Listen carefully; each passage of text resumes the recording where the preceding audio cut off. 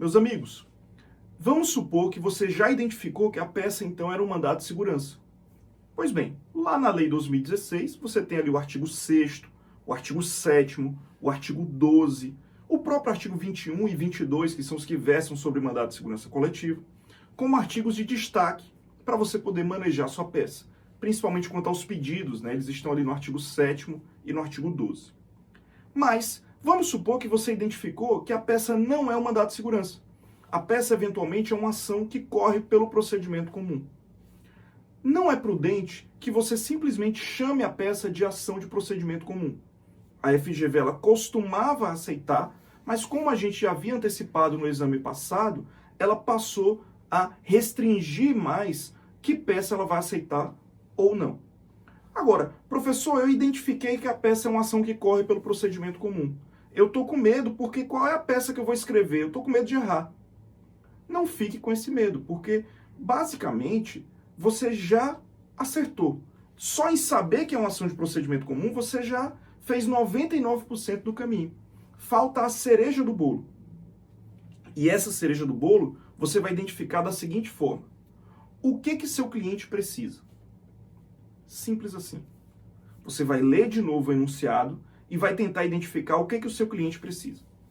O meu cliente é um servidor público que foi demitido injustamente porque o ato que demitiu é um ato nulo. Opa, então você quer anular o ato. Ação anulatória. O meu cliente, ele foi atropelado por um carro do Estado e ele quer indenização.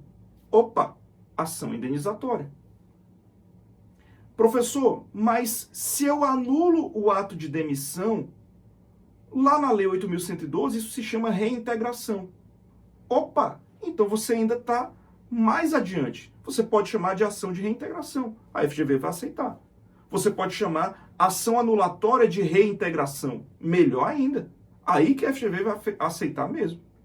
Então, perceba, basicamente você vai se perguntar o que o seu cliente precisa. Se ele quer anular o ato, ação anulatória. Se ele quer uma indenização, ação indenizatória. Se ele quer declarar algo, ação declaratória. A dificuldade maior é chegar até aqui. Agora que você chegou, a carteirinha já é sua, meu amigo.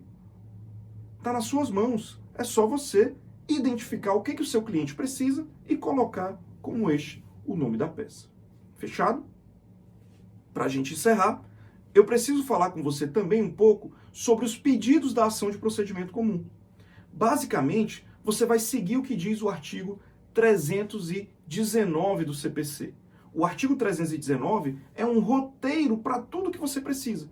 Não vá para uma petição inicial sem estar com o seu artigo 319 do Código de Processo Civil ao seu lado e grifado, porque é com ele que você vai ter o roteiro da sua petição. Tranquilo? Aqui a gente encerra, então, as petições iniciais que a gente iria falar sobre identificação de peça lá na segunda fase da OAB. Vamos começar agora, no próximo bloco, a falar sobre contestação, recursos e depois, lá no final, a gente vai falar sobre as peças administrativas.